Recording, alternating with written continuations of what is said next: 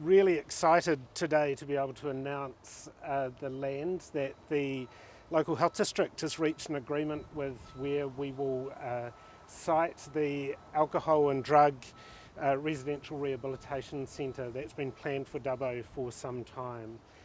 We've reached an agreement with a landowner on a facility, a piece of land at the western end of Spears Drive in western Dubbo. It's currently undeveloped land, but it will be within the northwestern precinct that the Dubbo Regional Council are currently looking to develop. And that's a really huge milestone for us. It's taken a long time to get to this point. We took over this project in February of last year, so 12 months ago we took over responsibility for this project, and since then we must have looked at in excess of 40 different pieces of land to assess whether or not they would meet their needs and the needs of the facility. And we've landed on this parcel of land that, as I say, we've reached a formal agreement with the current landowner to buy. So that's great news for us and great news for the community, and we're really excited to be able to make that announcement today.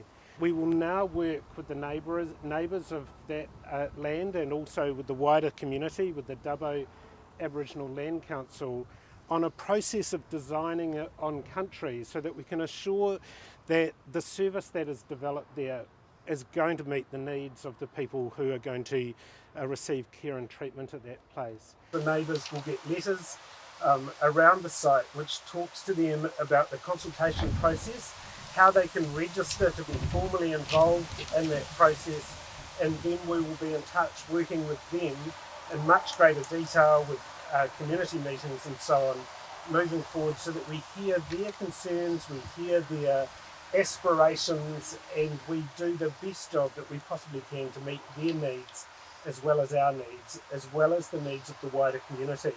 And similarly for the Dubbo Aboriginal Land Council, we know that the Rehab Centre is really, really important for our Aboriginal community.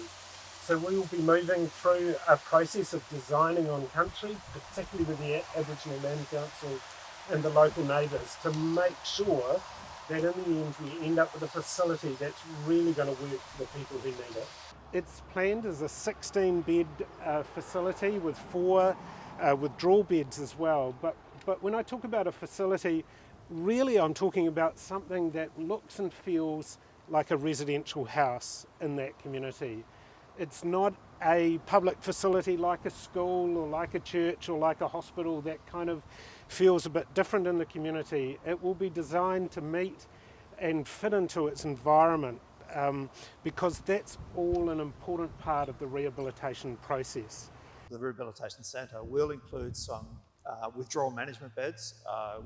It is quite likely that most of the withdrawal processes will happen in the community, but some people will need to come in and have a more supported program with withdrawal. And then there will be a program of really intense therapies, counselling services, things like cognitive behavioural therapies, lots of group work, trying to assist people to develop those skills to cope with addiction and to move forward with their life.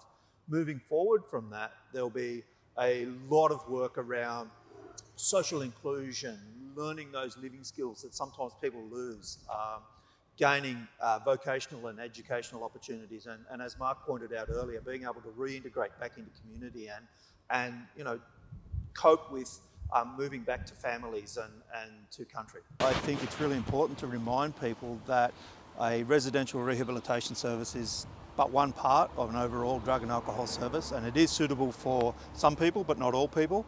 And there are a number of other services available in Dubbo and the surrounding communities that I would encourage people to engage with if they need the service now or if they need a service now.